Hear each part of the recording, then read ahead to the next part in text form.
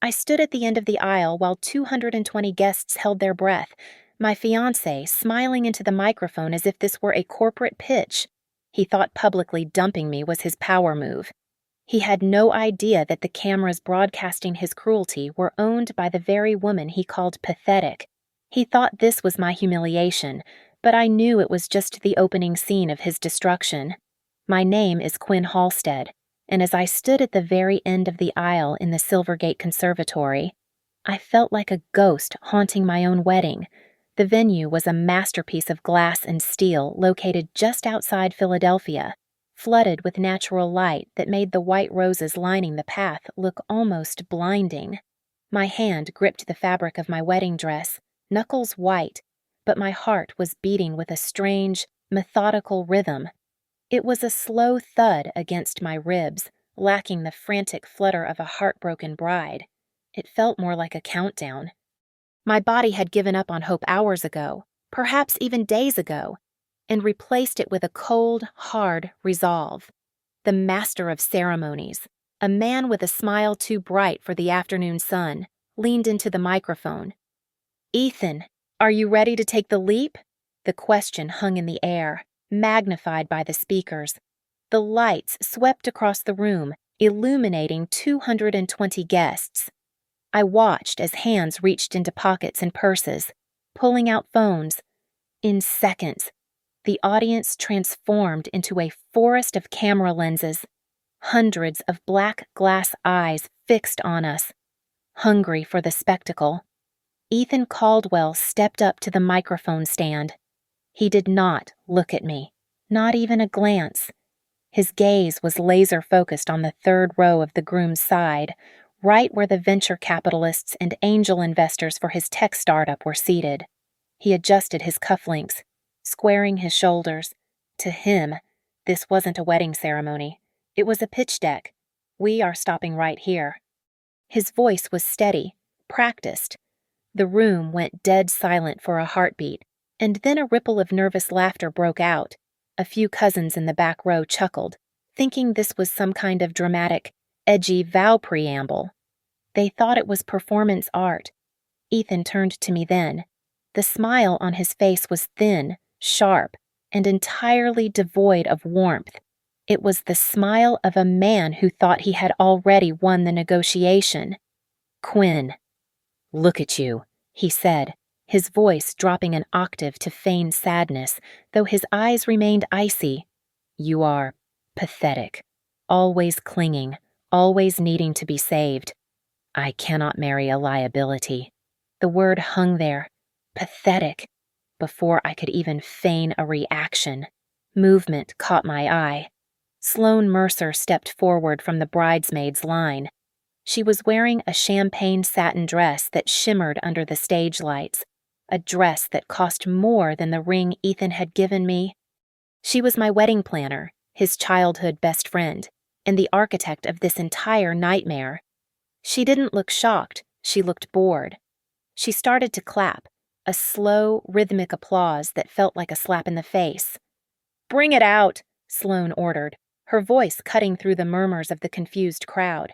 She signaled to the catering staff, and two waiters marched forward carrying a large box wrapped in excessive red ribbons.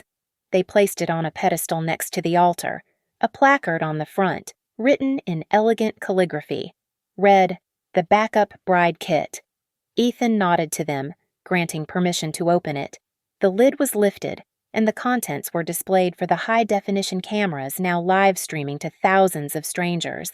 Inside, nestled in black velvet, were industrial-sized boxes of tissues, bottles of herbal anti-anxiety medication, and a cheap, glittery apron with the word "help" sequined across the front. "For the tears," Ethan said into the mic, gesturing to the tissues, "and for the nerves, and the apron. Well, maybe you can finally be useful somewhere else." The shock in the room curdled into amusement. It started as a giggle from Sloane, then spread to the investors, and finally, the sheep followed the wolves. The room erupted in laughter. I saw phones held high, vertical screens capturing my humiliation in 4K resolution. They were eating it up. Amidst the roar of laughter, my hearing seemed to sharpen, tuning out the noise to focus on a single whisper drifting from the groom's side of the aisle. "Who does she think she is?" A woman sneered.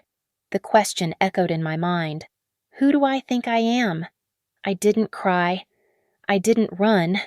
Instead, my fingers tightened around the stem of my bouquet, pushing past the soft petals of the peonies until I touched the cold, hard plastic hidden deep within the arrangement. It was a master keycard to the entire facility. They thought this was the finale, the part where I crumbled and they walked away with their viral moment. I ran my thumb over the embossed edge of the card. They had no idea that the person who had actually signed the rental contract for this venue was not Ethan Caldwell. It was me, and the show was only just beginning. The memory of how we began felt like a jagged shard of glass pressing against my mind, sharp and dangerous in its clarity. It was 18 months ago at a crowded fundraising gala in Center City.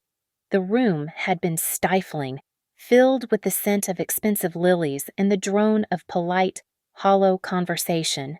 I had retreated to a corner, nursing a glass of sparkling water. When Ethan approached me, he looked out of place in his rented tuxedo, tugging at the collar as if it were a noose. "I hate this kind of thing," he had said, leaning against the pillar next to me with a conspiratorial whisper. "Look at them. All these people flashing money they probably borrowed, just to impress people they do not even like. I want to build something real." You know, I was captivated instantly. He spoke about his dreams for a tech company with a raw, frantic energy that felt like oxygen in a room full of stagnant air. When he asked who I was, I lied by omission, a skill I had perfected since boarding school. "I am Quinn," I said, extending a hand. "Quinn Halstead. I do freelance market research." I did not say that I was the Quinn Halstead, sole heiress to the Halstead Ridge Trust, or that the building we were standing in was part of my family's portfolio. I wanted to be seen. I wanted to be loved for the way I laughed at terrible jokes or the way I listened when people spoke, not for the 9 zeros that sat silently attached to my surname. Ethan played the part of the perfect gentleman beautifully. When we left the gala and the Philadelphia wind whipped through the streets, he immediately took off his jacket and draped it over my shoulders. Later that night, my phone lit up with a message that made my chest ache with warmth. "Please text me when you get home so I know you are safe." He looked at me like I was the only person in the room, a focus so intense it felt like being bathed in sunlight. The first time he asked about my family, I gave him the rehearsed half-truth. "My dad is in real estate." I told him over cheap coffee. He is a consultant. He lives a very quiet life. It was technically true. My father consulted on the acquisitions of skylines, and he was quiet because power never needs to shout. But Ethan bought the image I sold him, the struggling freelancer with a modest background. To test the waters, I made sure we lived small. I took him to dive bars where the floors were sticky with beer. I insisted on splitting every dinner bill 50-50. I clipped coupons. I watched him closely, looking for cracks in his demeanor, looking for resentment. I saw ambition in his eyes. Certainly. There was a hunger there, a sharp, predatory look whenever we walked past the luxury high-rises or the exotic car dealerships. But I told myself it was not greed. I told myself it was drive. I thought I could love a man who was hungry, as long as his heart was full. When he proposed, he did not offer me the moon. He offered me something he thought I desperately needed: security. He knelt on the floor of my cramped apartment, holding a ring that he had clearly stretched his budget to buy. "Quinn," he said, his voice trembling slightly, "I know things are hard for you. I know you worry about the future. But if you marry me, I promise I will give you a life where you never have to rely on anyone else ever again." I said yes because I wanted to believe him. I wanted to believe he was trying to save me, not realizing he was actually trying to acquire an asset. The cracks only started to show when we began planning the wedding. He became obsessed with appearances. When it came time to choose a venue, I suggested a small garden ceremony. Ethan refused flat out. It has to be the Silvergate Conservatory, he insisted, pacing around our living room. We need the status. Quinn, we need the image. My investors need to see that I am winning. I remembered looking at him then, feeling a cold prickle of unease. He was not talking about our marriage. He was talking about a marketing opportunity. But I stayed silent. I let him think he had convinced me. I let him think he was stretching his finances to book the most exclusive venue in the state. I did not tell him that I had already signed the rental agreement months prior, using the name of a subsidiary company managed by my trust. He thought he was renting a stage to show off his success. He never suspected that the stage, the lights, and the ground beneath his feet already belonged to me. It started with a single line item on our credit card statement. It was a charge for $450 at a steakhouse in the city, dated on a night Ethan claimed he was working late at the office. When I asked him about it, he did not even look up from his laptop. God, Quinn, you are being so sensitive. He sighed, typing furiously. It was a client dinner. I cannot keep receipts for every single burger I eat just to soothe your anxiety. Do you trust me or not? That word sensitive was the key that locked my heart away. I did not argue. I simply walked into the other room, opened a fresh notebook, and wrote down the date, the time, and the excuse. That was the beginning of the ledger. From that day on, the signs were not subtle. They were screaming. Ethan changed the passcode on his phone, a code I had known for a year. He started taking the device into the bathroom with him for 40 minutes at a time.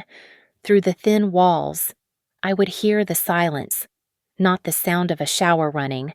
When he came out, he would be smiling at the screen in a way he had not smiled at me in months, a soft, private, intimate curve of his lips that vanished the second he saw me standing there. Then there was Sloane. She began to appear everywhere, weaving herself into the fabric of our wedding planning with suffocating frequency. She was there at the cake tasting, overruling my choice of lemon chiffon for a dark chocolate ganache that Ethan preferred. She was there at the venue walkthrough. One afternoon, I walked into the living room to find her adjusting Ethan's suit jacket. Her hands lingered on his lapels, smoothing the fabric over his chest with a familiarity that made my stomach churn. "Just making sure the fit is right for the cameras," she said, not stepping away. I kept digging. I found an invoice for a stay at the Everline Suites. Ethan had told me it was a mandatory conference for his startup. The bill listed a conference package, but when I called the hotel concierge pretending to be an accountant clarifying expenses for tax purposes, the facade crumbled. "Oh, no, ma'am." The concierge chirped cheerfully. "That code corresponds to our romance upgrade. It includes the champagne service and the late checkout." I hung up the phone with a hand that did not shake.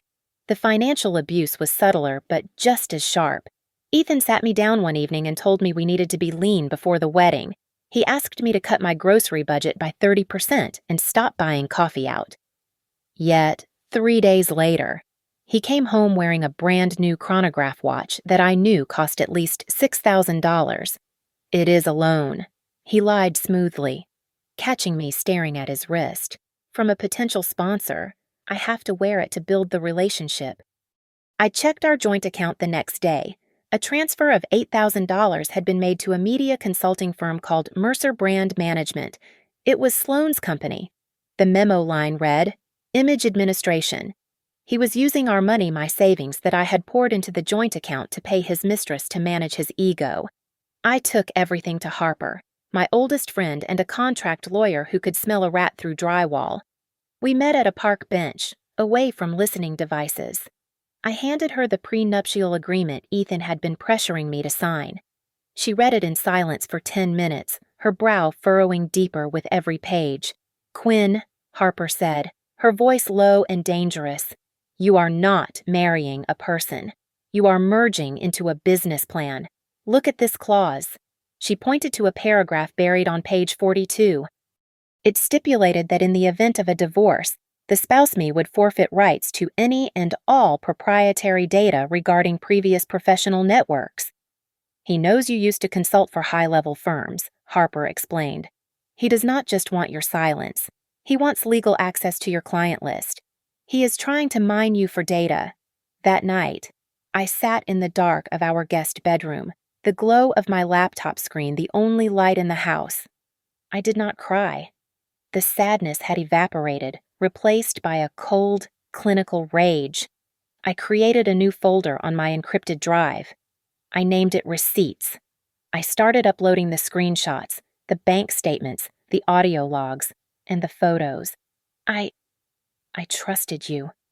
I whispered to the empty room, testing the words on my tongue. They tasted like ash. I deleted the sentiment and dragged another file into the folder. I was done being the victim. I was becoming the evidence. I did not hire a marriage counselor to deal with my growing suspicions. I hired Logan Pierce, a private investigator with a reputation for discretion and a fee that would have made the old Ethan choke. I sat in his dim office, the air smelling of stale coffee and printer ink, and laid my request out clearly. I do not just want to know if he is sleeping with her, I said, my voice steady. I need the full picture. Who, where, when. And most importantly, I need to know what he is trading. Logan did not ask questions. 3 days later, we met again, this time in a diner on the edge of town. He slid a thick manila envelope across the table. I opened it, bracing myself for the cliché. And there it was. The first photograph showed Ethan and Sloane at a rooftop bar in the city. It was taken from a distance, but the intimacy was undeniable. His hand was resting on the small of her back, a gesture so habitual it looked like muscle memory. I stared at the grain of the photo and waited for the heartbreak to hit me, but it never came. I felt nothing but a cold, clinical detachment. The man in the picture was a stranger. Keep looking, Logan said, tapping the stack of photos. The next one is the problem. I flipped the photo over. The next image was grainier, taken in the low light of a parking garage. Ethan was handing a thick brown envelope to a man I did not recognize. The man was wearing a gray suit, but what caught my eye was the silver lapel pin on his jacket. Even in the blur of the photo, the logo was distinct, a jagged mountain peak. It was the logo for Apex Structure, the direct competitor to the firm my family's trust was currently acquiring. You are not just being betrayed emotionally. Ms. Halstead, Logan said, his voice dropping to a murmur. He is selling things he does not have the right to sell. That envelope. That is trade secrets. He is not just a cheater. He is a corporate spy. I felt a chill run down my spine that had nothing to do with the air conditioning. I immediately thought of the prenuptial agreement Ethan had been hounding me to sign. I pulled the digital copy up on my phone, scrolling frantically to the clause about project support. It was written in dense legalese, but with this new context, the trap was obvious. He wanted to bind me to his business dealings. If I signed that document, my signature would be on the paperwork that authorized his consulting work. I would be the legal shield for his espionage. And the wedding planner I asked, looking back at Sloane's smiling face in the first photo. Sloane Mercer does not just plan parties. Logan replied, sliding a dossier toward me. She is the registered agent for an LLC called Mercer Data Solutions. It is a shell company. She buys marketing data from anonymous sources and resells it to financial firms. She is the fence. I sat back against the vinyl booth, the pieces falling into place with a terrifying click. All those times Ethan had asked me to look over his work because I was so good at market research. He was not complimenting my skills. He was fishing for my access codes. He was using me to steal data from my own family's network to sell to our rivals. That night, while Ethan was in the shower, I bypassed the lock on our shared iPad. I found an email chain between him and Sloane that had been forwarded to the wrong folder. The timestamp was 2 a.m. The subject line read, Contingency Plan. The body of the email was short and brutal. If Quinn flips out at the wedding, we film it. We edit it to look like a bridezilla meltdown. I walk away as the victim of an unstable woman, and Ethan stays clean. I stared at the screen. They were planning to destroy my reputation to cover their crimes. They wanted to paint me as crazy so no one would believe me when I inevitably found out about the theft. I closed the iPad and placed it gently back on the nightstand. My hands were perfectly steady. I picked up my personal phone and navigated to a contact I had not called in 2 years. I typed a text message to Grant Halstead, my father. "Con needs cameras and a lawyer," I wrote, using the nickname he had given me when I was 5. "Do not come until I give the signal." I hit send. The war had officially begun. Harper arranged the meeting with Miriam Klein, a woman whose reputation in the legal world was less like an attorney and more like a demolition expert.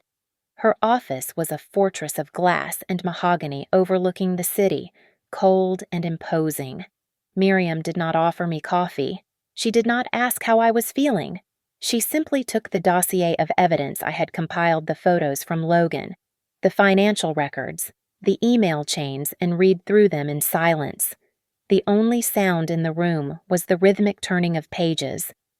After 10 minutes, she looked up, her glasses reflecting the gray sky outside. "This is not a divorce case. Ms. Halstead," Miriam said, her voice dry. "This is a fraud case wrapped in a domestic contract. If we prove he entered the marriage under false pretenses to commit corporate espionage, we do not just separate assets, we incinerate his credibility." She slid a document across the desk. It was a petition for an annulment based on fraud, not a standard divorce filing. I signed it with a steady hand. We dated the document for 48 hours before the ceremony. This was crucial. It proved that whatever happened at the altar was not a crime of passion or a hysterical reaction to being dumped. It proved that I had walked into that venue already free of him. Next, I needed to secure the battlefield. I called Marcus Redd, the director of security at Silvergate Conservatory. He was a former military man who had been on the Halstead payroll for 15 years, assigned to manage the physical assets of the trust. When he heard my voice, his tone shifted from professional to alert. "Ms. Halstead," Marcus said, "we were not expecting you to call directly. Is everything all right with the upcoming event?" Marcus: "I need to initiate Level 0 protocol for the wedding on Saturday." I said, "I need a real-time hardline backup of every camera feed in the building sent to an off-site server. No one on the local network can have delete permissions. Not even the general manager." "Consider it done," he replied instantly. "Do you need physical protection?" "Not overt," I answered. "But keep a team on standby in the administrative wing." I did not stop there. I used my personal funds to hire an independent audio-visual specialist, a guy named Jax who usually worked stadium concerts. I had him install a secondary control board for the LED screens and the microphone system, completely bypassing the venue's default setup. If Ethan or Sloan tried to cut the feed or mute the mics, my guy would have the override switch. Later that afternoon, Logan called with the final piece of the puzzle. "You were right to worry about the guest list," Logan said. "Ethan has confirmed attendance from a man named Silas Vane. He is a venture capitalist. Rumor is, he is expecting Ethan to announce a major merger at the reception. Ethan is not just dumping you, Quinn. He is staging a corporate takeover performance. It made me sick, but it also gave me clarity. I knew exactly what I had to do. I had to become the perfect victim. When Ethan came home that night, I was waiting on the couch. I looked small. I looked tired. I looked up at him with wide, apologetic eyes. "Ethan," I said softly, I am so sorry. I know I have been a lot to handle lately. I just get so anxious because I love you so much. I promise, on the wedding day, I will be perfect. I won't ask any more questions." He relaxed instantly.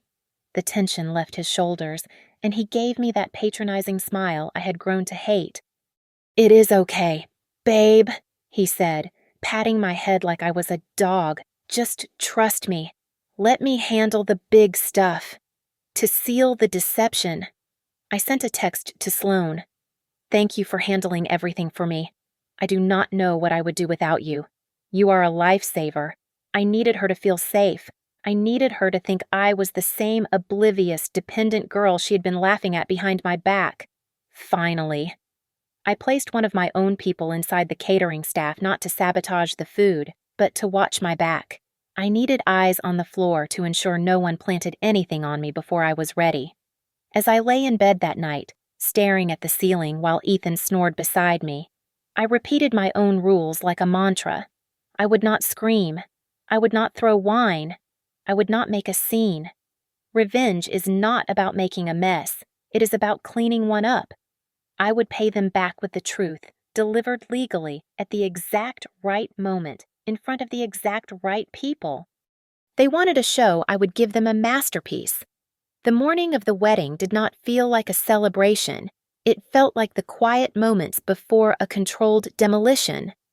Ethan stood by the window of our suite, adjusting his silk tie with the vanity of a man who believed the world was his mirror. He walked over to me, placed his hands on my shoulders, and kissed my forehead. His lips were dry. "Listen to me," he said, his voice dropping to that patronizing register he reserved for children and subordinates. "Today involves a lot of important people. You do not need to say much. Today, you just need to be beautiful and silent. Can you do that for me?" I looked up at him and forced the muscles in my face to construct a smile. "Of course. Ethan," I said, softy, "whatever you need." He patted my cheek and left the room. The moment the door clicked shut, Sloane breezed in, bringing a cloud of hairspray and nervous energy with her. She looked me up and down, her eyes critical. She reached for my wrist and unclasped the simple pearl bracelet I had put on a family heirloom from my grandmother. "No, no, this is all wrong," Sloane muttered, tossing the bracelet onto the vanity table with a careless clatter. "It is too cluttered. We need you to look fragile. Quinn." This throws off the concept. As she leaned in to fix my veil, the light caught the necklace she was wearing. It was a solitaire diamond pendant, cut in a very specific pear shape. I stopped breathing for a second. It was the exact necklace I had pointed out to Ethan 4 months ago in a jeweler's window, the one he had claimed was out of the budget. He had not bought it for me. He had bought it for her, to wear to my humiliation. I let her lead me to the holding room behind the main stage of the conservatory. It was a small, soundproofed space meant for performers to wait before a show, which, I supposed, was exactly what I was. As soon as I was alone, I located the security camera mounted in the upper corner of the room. I stared directly into the lens for exactly 2 seconds, my face blank, acknowledging the red tally light. I knew Marcus was on the other end, recording everything to the off-site server. My phone buzzed against my thigh, hidden in the pocket of my dress. It was Harper. Miriam is in position. Grant is close, but he is staying out of sight in the north wing. I typed back a single phrase, "Not yet." Through the thin partition that separated the holding room from the AV booth, I heard voices. Sloane was barking orders at the videography team. "Okay, listen up," she hissed. "When Ethan starts the speech, keep the focus on him. But the second he says the word, pathetic, I want a hard zoom on her face. Do not miss the tears. We need that reaction shot for the edit." My blood ran cold. They had scripted my heartbreak. They had storyboards for my pain. A moment later, I heard Ethan's voice. He must have been pacing in the hallway just outside my door. He was on the phone. "Yes. Silas, it is all set," Ethan said, his voice low and hurried. "No, do not worry about the marriage contract. After the ritual, I will announce the pivot immediately. The crowd is massive. It is the perfect captive audience for the merger news." I looked down at the guest gift bag sitting on the side table, intended for the VIPs. I pulled out the cardstock insert. It featured a QR code designed by Sloane, labeled as a donation link for a New Beginnings charity. I scanned it with my burner phone. It did not lead to a charity. It redirected to a data harvesting landing page requiring guests to input their full names, email addresses, and income brackets to unlock the donation. The realization hit me with the force of a physical blow. They were not just humiliating me, they were using the wedding as a fishing net. They had invited my family's network, my father's associates, and the city's elite to harvest their data for Sloane's company and to use the crowd as leverage for Ethan's merger announcement. I was just the bait. The music swelled outside the opening notes of the processional. The coordinator knocked on my door. "It is time." "Ms. Halstead," she called out. I stood up and smoothed the silk of my dress. I did not feel fear anymore. I felt like a loaded weapon. I opened the door and stepped into the hallway. If he wants a stage, I thought as I walked toward the light, I will give him a stage and a court.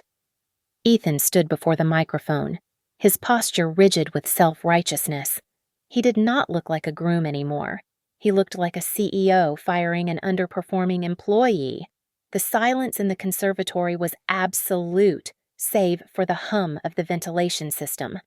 "I cannot do this," Ethan said. His voice projected clearly to the back of the room where the investors sat. "I have tried to make this work, but Quinn, she is suffocating. She is obsessed with control because she has nothing of her own. She is simply not strong enough to stand beside me where I am going." He paused for effect, letting the cruelty sink in before delivering the final blow. "Honestly," he sighed into the mic, "it is pathetic." The word echoed off the glass walls. Pathetic. On cue, Sloane Mercer stepped forward. She signaled for the reveal of the backup bride kit again, ensuring the latecomers saw the humiliating display of tissues and the glittery apron. She looked at me with a pity that was rehearsed to perfection. "Oh, honey," Sloane said, her voice dripping with fake sympathy. "Do not be embarrassed. I think we all know you are better suited for backstage work. You were never really leading lady material." Ethan turned to me, extending his hand palm up. The gesture was demanding, not pleading. The ring. "Quinn," he commanded, "take it off." "I want everyone to see that this is over. I do not want any misunderstandings about my status after today." The room held its breath. This was the moment they expected me to beg. They expected me to cling to his hand and weep. I reached for my left hand and slowly slid the engagement ring off my finger. It felt cold and sharp. I did not hand it to him. Instead, I turned and placed it deliberately on the small ceremonial table behind me, directly in the center of the frame of the primary camera I had installed. It made a sharp click against the glass surface. It sat there not as returned jewelry, but as evidence exhibit A. Ethan frowned, annoyed that I had not obeyed his physical command. Before he could speak, Sloane rushed forward and thrust a clipboard into my hands. "Just sign this," she hissed, covering the microphone with her hand so only I could hear. "It is a standard waiver. It says you are leaving the altar voluntarily and you forfeit any claim to the venue deposit." "It is just venue procedure." I looked down at the paper. It was not venue procedure. It was a document drafted to absolve Ethan of financial liability for the canceled event. If I signed this, he kept the money and the narrative. I gripped the pen, bringing the tip down to the paper. I saw Sloane's shoulders relax. She thought she had won. I stopped the pen millimeters from the signature line. I looked up, staring first at Sloane, then at Ethan. "One question," I said, my voice projecting clearly without a microphone. "Who is the legal representative of the renting party?" Ethan let out a short, incredulous laugh. He leaned back into the mic, shaking his head for the audience. "You see," Ethan mocked, gesturing to me. "Always with the paperwork. Even now. She is worried about the fine print. It is pathetic." The crowd laughed again, a sound that rippled through the room like a wave. They were fully under his spell, believing his narrative that I was a neurotic, clinging woman unable to let go. I set the pen down on the table next to the ring. I did not sign. "If you are the renting party?" "Ethan," I said, my voice steady and cold. "Then invite the representative up here to accept the waiver." Confusion flickered in his eyes for a fraction of a second, but his arrogance swallowed it whole. He did not understand what I was asking because he assumed the world worked the way he wanted it to. "Get her out of here," Ethan snapped, signaling to the security team waiting in the wings. "She is making a scene." A man in a dark suit stepped out from the shadows. Ethan smirked, thinking his hired muscle was coming to remove the trash. He did not realize that by calling for security, he had just invited the wolf into the sheep pen. The trap was not just set. He had just stomped on the trigger. A man in an ill-fitting black suit broke from the perimeter of the room and marched toward me. He was not one of the regular Silvergate staff. I knew every member of the venue's security team by name. This man wore a plastic laminate badge clipped to his lapel, emblazoned not with the venue's logo, but with the branding of Ethan's startup.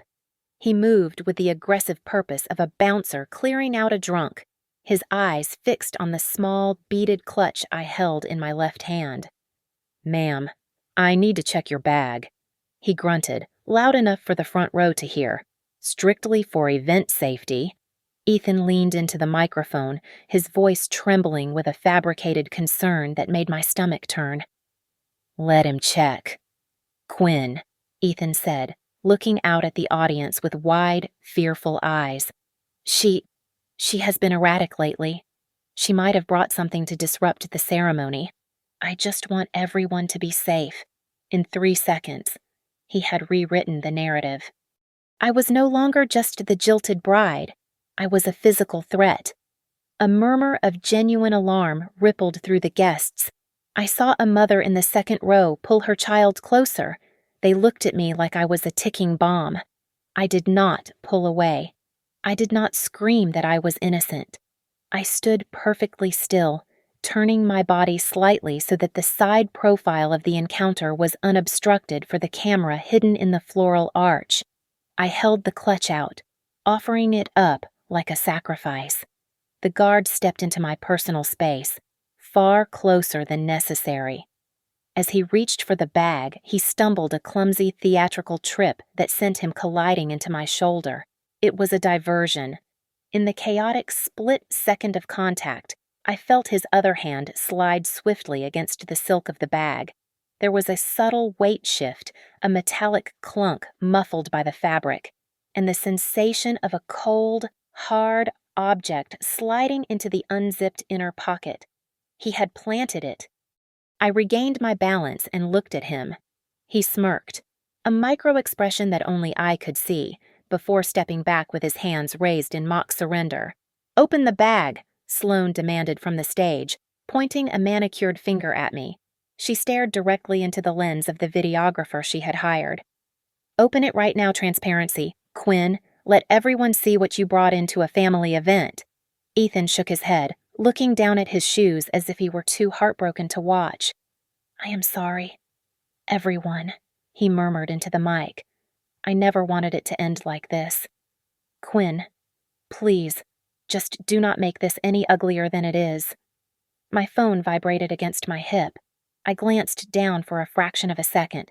The screen displayed a notification from Marcus. "Got the clip. Angle 2. Full HD. Frame by frame. We have the plant."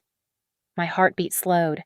The adrenaline that had been flooding my system crystallized into pure focus. I looked up and saw movement at the edge of the conservatory floor. Miriam Klein had stepped out from behind a pillar. She was not wearing wedding attire. She was in a sharp charcoal power suit that looked like armor. She stood silently at the base of the stairs, her arms crossed, watching the proceedings with the predatory patience of a hawk. A few guests in the VIP section noticed her. I saw the whisper start to spread the confusion, the realization that a high-profile defense attorney had just appeared at a wedding. The security guard reached out and grabbed the zipper of my clutch. "I am opening the bag," he announced. He began to pull the zipper. The metal teeth parted with a rasping sound that seemed amplified in the silent room. His hand dipped inside, fingers curling around the object he had just placed there, ready to pull it out and destroy me. But he never got the chance to reveal it.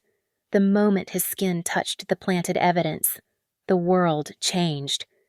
The soft, romantic amber lighting that had bathed the conservatory in a golden glow died instantly. In the same heartbeat, the overhead rig the one my technician had installed slammed on. 12 industrial-grade floodlights washed the stage in a blinding, clinical white light. It was not the light of a celebration. It was the harsh, unforgiving glare of a police interrogation room. The music cut out with a violent scratch, leaving a ringing silence in its wake. The sudden visual violence made the crowd gasp, shielding their eyes.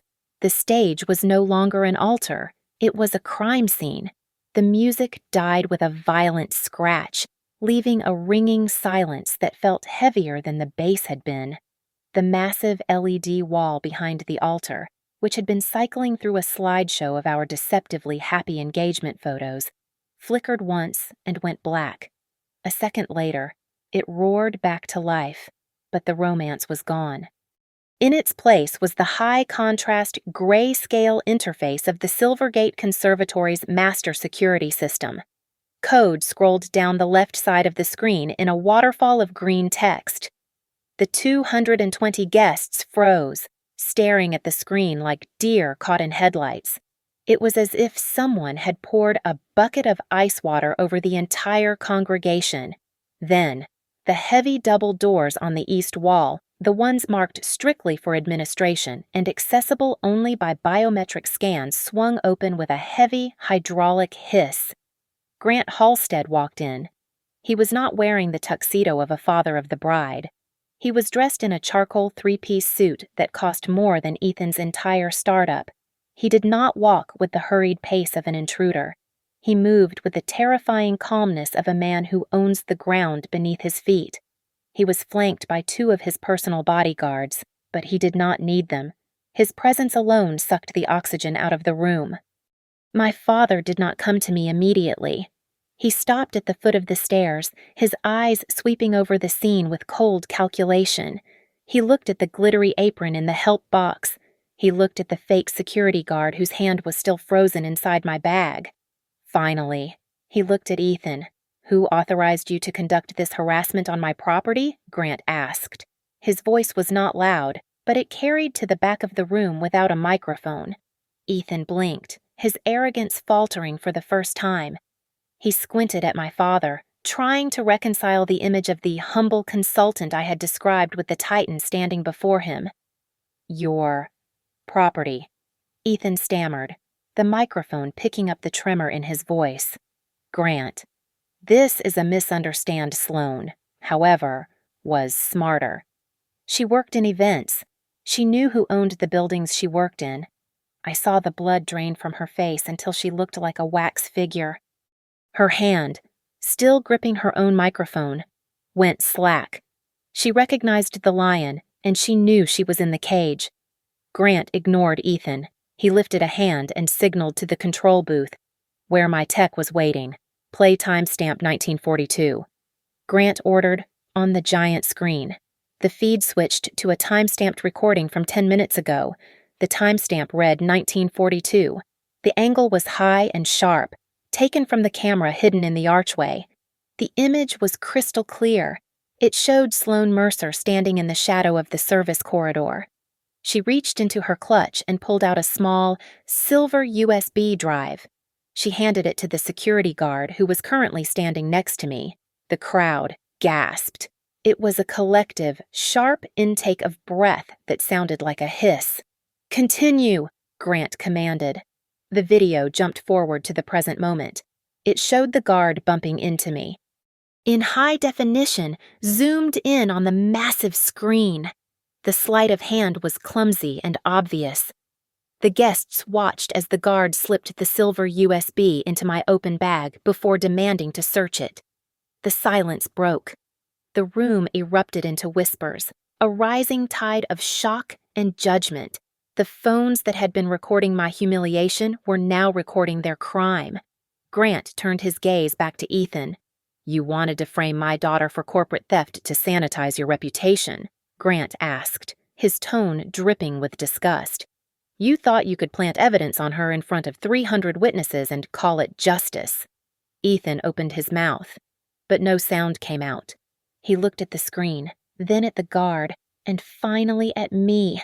For the first time all day, he looked at me not with contempt, but with desperation. "Quinn, he started, his eyes pleading. Miriam Klein stepped onto the stage. She did not look at Ethan. She opened a leather legal folder and held up a document. "The USB drive in that bag does not contain stolen data from Ms. Halstead," Miriam announced, her voice projecting clearly. "It contains the original files, but it also contains a digital tracer. However, we have already filed the police report based on the previous 6 months of evidence. We know about the data harvesting. We know about the illegal sales to Apex Structure." She looked at the security guard, who was slowly backing away. "This was not a wedding," Miriam said, closing the folder with a snap. "This was a sting operation. And you just walked right into the kill zone." Ethan scrambled for the microphone, his hands shaking so violently that the metal stand rattled against the floor. He looked wild, his hair disheveled, sweat beading on his forehead. "Everyone, please, this is a setup," Ethan screamed, his voice cracking. "She is twisting everything I just wanted to protect. Click." My father raised one finger, and the audio technician in the booth cut the feed instantly. Ethan was left shouting into a dead piece of metal, his mouth moving silently like a fish gasping for air. For the first time in his life, he had lost control of the narrative on the very stage he had built to destroy me. I took a step forward, the heels of my shoes clicking sharply on the glass floor. I did not need a microphone. The acoustics of the conservatory carried my voice to the terrified silence of the room. "I do not need your pity," I said, looking directly at the guests who had been live streaming my humiliation 5 minutes ago. "I need you to remember exactly what you were laughing at." I reached into my bouquet and pulled out the envelope I had been clutching for the last hour. Ethan froze, perhaps hoping it was a love letter or a plea for reconciliation. I ripped the seal open. "This is not a vow," I announced, holding the document up for the cameras. "This is a notice of immediate lease termination signed by the owner of the Halstead Ridge Trust. Due to documented harassment and entrapment on the premises, this event is over. You have exactly 30 minutes to vacate the property." I turned to Sloane. She was trembling, backing away until she hit the edge of the altar. "You wanted me to be the help?" "Right, Sloane," I asked, gesturing to the massive LED screen behind us. "Then maybe you can help us explain this." The screen shifted again. It displayed the back-end data of the charity QR code she had placed in the gift bags. Rows of names, social security numbers, and income brackets scrolled by. "Why are you harvesting data from my family's guests under the guise of a fake charity?" I asked softly. "It was him," Sloane shrieked, pointing a shaking finger at Ethan. "He made me do it. He said he needed leverage for the merger." "You liar!" Ethan shouted back, his voice raw. "You designed the code. You set up the LLC." They were tearing each other apart, snapping and snarling like cornered animals. Their panic was the only evidence the room needed. Miriam Klein stepped forward for the final blow. She held up the prenuptial agreement Ethan had drafted. "Mr. Caldwell included a clause to transfer data rights upon marriage," Miriam stated, her voice cutting through their bickering. "But since he attempted a public annulment based on fraudulent claims, this document is no longer a contract. It is proof of conspiracy to commit wire fraud and industrial espionage." Grant Halstead nodded to the back of the room. The double doors opened again. This time, it was not security. It was 4 officers from the Philadelphia Police Department and 2 agents from the Securities and Exchange Commission. They did not run. They did not shout. They simply walked down the aisle with the inevitable momentum of a landslide. Ethan saw them and collapsed. His legs gave out, and he hit the floor with a heavy thud. He looked up at me, tears streaming down his face, ruining the makeup he had worn for the cameras. He crawled forward, reaching for the hem of my dress. "Quinn, please," he choked out, sobbing. "Give me a chance. I can fix this. I was so afraid of looking pathetic." I laughed. It was a short, dry sound that felt like a gavel striking wood. I reached into my palm and took the diamond engagement ring. I did not throw it. I dropped it, letting it fall from my hand to bounce off his open palm before clattering onto the floor. Pathetic is not being left at the altar. "Ethan," I said, looking down at him, "pathetic is thinking you can destroy a person and then demanding they save you when you fail." I turned my back on him. I walked down the aisle, past the stunned guests, past my father who gave me a solemn nod, and toward the exit. I did not run. I did not cry. Behind me, the box labeled "Help" sat on the table, a glittery tombstone for their ambitions. As the heavy doors of the Silvergate Conservatory closed behind me, shutting out the noise of their arrest, I finally took a deep breath. The story ended exactly where it was supposed to, with the truth. Thank you so much for listening to this story. I would love to know where you are tuning in from. So please comment your location and your thoughts on Ethan's karma down below. Don't forget to subscribe to the Lily Revenge Stories channel. Like this video and hit that hype button so more people can hear this story.